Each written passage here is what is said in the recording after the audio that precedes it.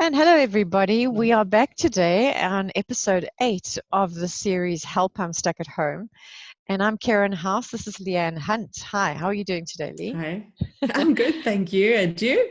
Yeah, good, good, good. So I'm pleased that we're on the second week because we've finished a whole week. And if you haven't watched the week, please do, because that was the first 7 days. We're now on to the second 7 days, and we're talking about the subject of asking for help today. And this Mm. is a big one for me because I learned the hard way, being an independent person, of how to ask for help. And I still think I've got lots more to learn. So maybe, Leanne, you can just kick off by telling us what concerns you about people having to stay home for a lengthy amount of time, a lengthy period of time.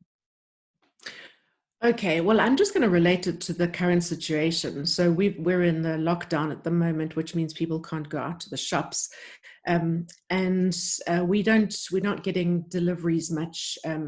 Well, we're not getting things like takeaway, and so you can order your groceries, but most people don't do it that way. They go out to the shops, and of course, we've got limited transport to the shops.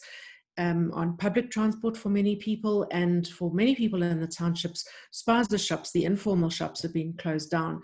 So I'm actually very concerned for people that they are running out of supplies. And um, we had all that panic buying in the beginning, which seemed a bit ludicrous from the stores that we knew would be staying open.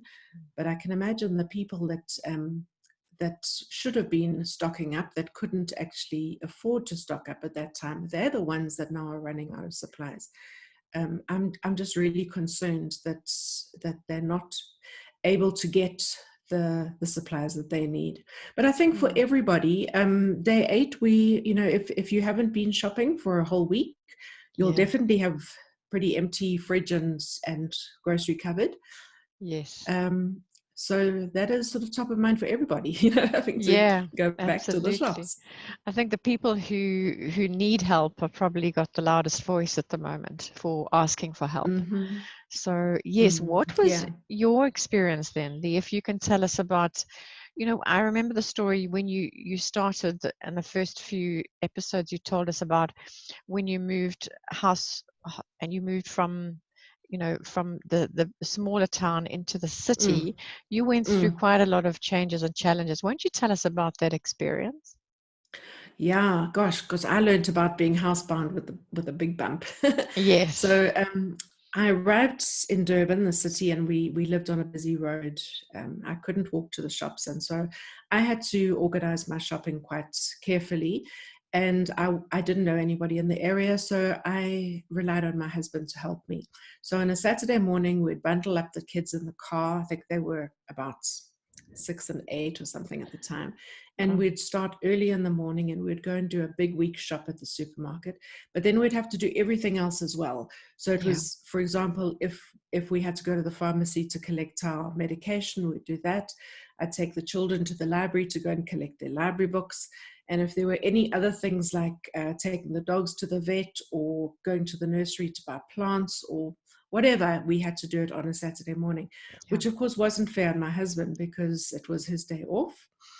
He did it willingly as a favor in the beginning, and it became more of a chore as things went by. You know, as Mm. things Real. sort of as the months went by, Yeah. and eventually I just realized this actually wasn't working for our relationship, and it also meant that I was completely um, confined to a Saturday morning, and there were many things that I wanted to do outside Yeah. of a Saturday morning, like go to meetings during the week, and I couldn't. But I didn't have it. I couldn't ask anybody for help, so Yeah. so I was stuck. I was really stuck, and eventually I had to just put aside my pride and ask people at the church if they'd fetch me for Bible study, and ask Yes.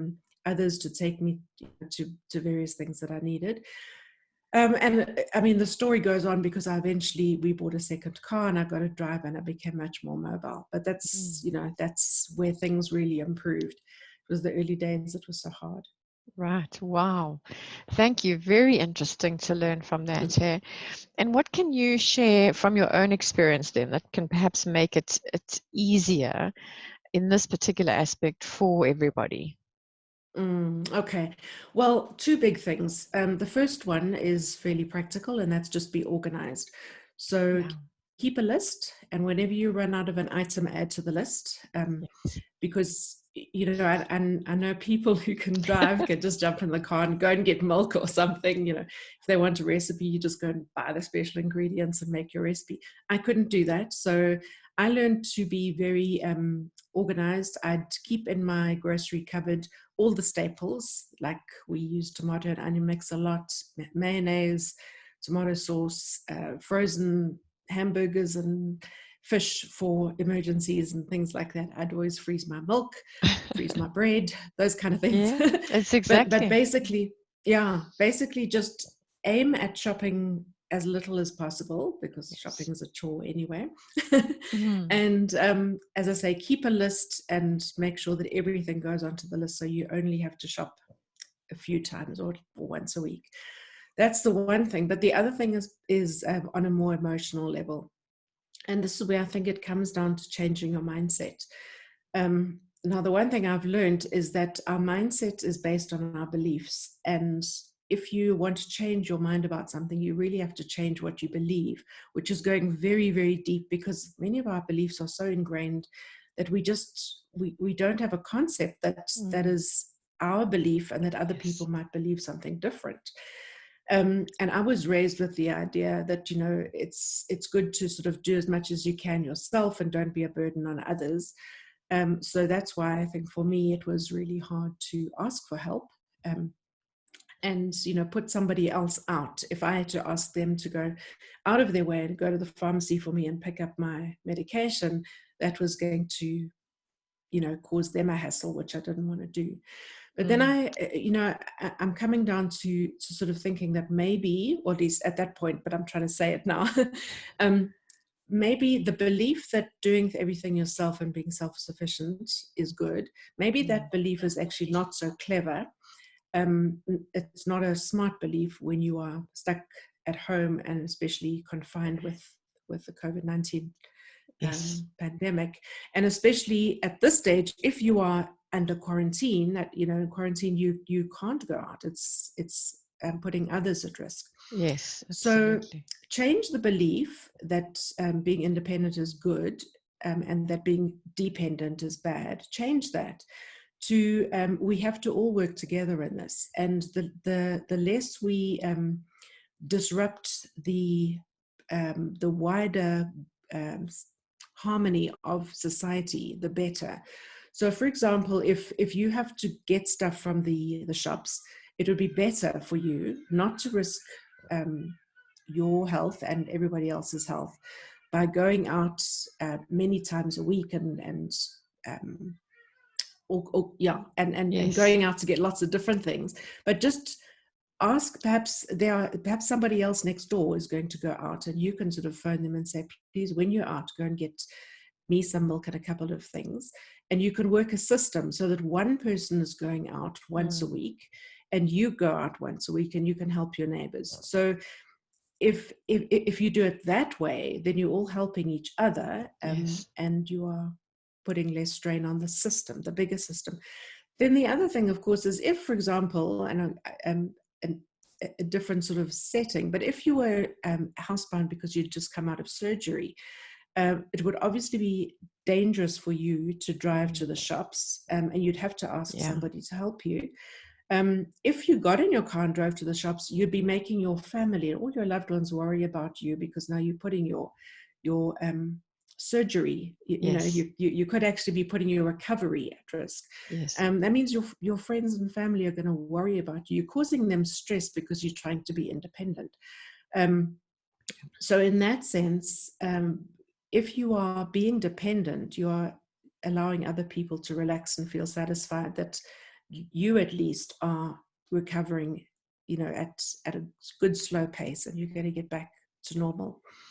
And then just a last point is, remember that helping others is something that brings people joy. And Yes.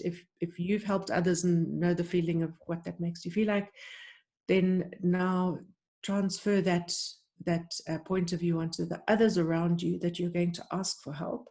Mm, And imagine that if you're going to ask your neighbor for help, it's going to bring her joy to yes. help you. Don't rob her of the opportunity to feel that joy just because you're refusing to be dependent. Yeah, wonderful. Great tips. I honestly think this is one of the biggest challenges, Mm, especially if you are an independent type working person, that you're out all the time, that you do everything yourself, and now suddenly needing to ask for help, mm-hmm, and not realizing, exactly as you said, as actually some do people do enjoy helping. mm, They especially enjoy helping from somebody who's not going to ask them every day all day, but somebody mm, who really has gone out of their way to try and ask for help, who's not comfortable with asking for help. So maybe we mm. can also be sensitive to the fact that people simply don't like to ask, and we can Yeah. find a middle way there. But very, very interesting today. Mm, Thank you, Lee. And we will sure. then chat Mm-hmm. tomorrow on day 9. So that's Mm, wrapping up on day 8 today. Have a lovely day, everybody, and all the mm. best. Bye bye, Good. Lee. Thanks. Bye. Thanks. Bye bye. Bye.